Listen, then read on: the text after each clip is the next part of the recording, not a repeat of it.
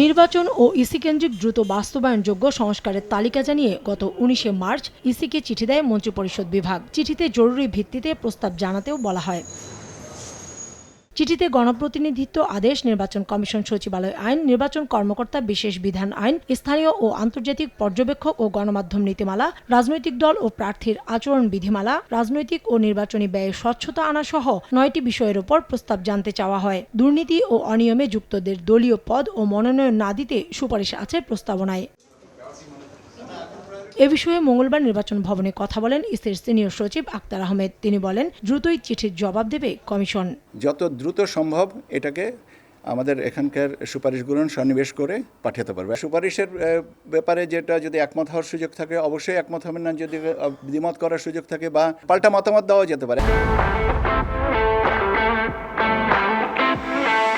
এদিকে আওয়ামী লীগ নামে একটি নতুন দলের নিবন্ধন চেয়েছেন উজ্জ্বল রায় নামের এক ব্যক্তি। তিনি বঙ্গবন্ধু এভিনিউ দলের ঠিকানা ও নৌকা কিংবা ইলিশ প্রতীক চেয়েছেন। আমরা যে কোনো আবেদন আমরা প্রথম গ্রহণ করি, কিন্তু আবেদন কতটা বিবেচনা করা হবে সেটা নির্ভর করে আমাদের বিদ্যমান যে আইন আছে, একটি রাজনৈতিক দল হিসেবে নিবন্ধন পাওয়ার জন্য বিদ্যমান যে আইন আছে এবং বিধি আছে, সেই বিধির আলোকে সমস্ত ক্রাইটেরিয়া যদি ফুলফিল করে তাহলে আমরা সেটাকে গ্রহণ করি। এছাড়া জাতীয় পার্টির চেয়ারম্যান ও মহাসচিব পরিবর্তনের দাবি জানিয়ে কমিশনে চিঠি দিয়েছেন রওশনপন্থীরা। একটা রাজনৈতিক কাউসারা চৌধুরী কুমু, সমু সংবাদ, ঢাকা।